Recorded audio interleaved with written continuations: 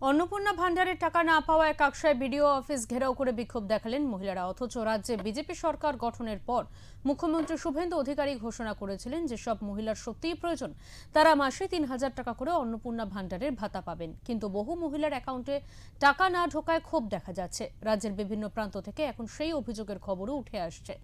এবার কাকসার BDO office ঘেরাও করে বিক্ষোভ দেখালেন অন্নপূর্ণা ভান্ডারের থেকে বঞ্চিত মহিলারা। স্থানীয় বিডিওর সঙ্গে দেখা করেন তারা। বিক্ষোভকারীরা জানিয়েছেন কাকসার বিভিন্ন প্রান্তে যেসব মহিলারা অন্নপূর্ণার আবেদনপত্র জমা দিয়েছিলেন তাদের অনেকেই বঞ্চিত হয়েছেন। এর কারণ জানতে তারা বিডিওর দ্বারস্থ হয়েছেন। দীর্ঘক্ষণ মহিলাদের বিক্ষোভের জেরে কাকসায় বিডিও অফিস চত্বরে উত্তেজনা চরমে ওঠে।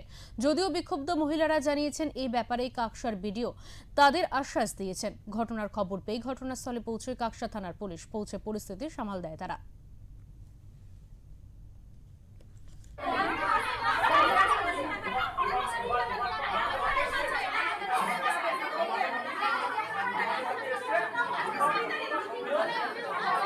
আমরা অন্নপূর্ণা ভান্ডারের জন্য আমরা এখানে জমায়েত হয়েছি, কারণ আমরা অন্নপূর্ণা ভান্ডার আগে সবাই আমাদের আশেপাশে সবাই পেয়ে যাচ্ছে, কিন্তু আমরা পাচ্ছি না। কিন্তু স্যার আমরা আমরা কি বলবো, আমরা সব প্রসেসিং করেছি, প্রসেসিং সব মানে আপনারা সবকিছু ঠিকঠাক করে ফিল আপ করেছেন? হ্যাঁ, অনলাইন করেছিলেন? অনলাইন? হ্যাঁ, অনলাইন অফলাইন যেটা বলেছিল অনলাইন করেছি আমরা সব। 10 তারিখ আমরা অনলাইন করেছি, কিন্তু 10 তারিখে পরে যারা করেছে তাদের টাকা ঢুকে গেছে, কিন্তু আমাদের টাকা ঢুকেনি। আর আপনাদের কি বললেন বিডিও সাহেব? এখন বিডিও সাহেব বললেন যে ইনকোয়ারির জন্য যাবে। হ্যাঁ, তা এতদিন ইনকোয়ারি যায়নি কেন, সেটাই তো হচ্ছে আমাদের একটা কথা।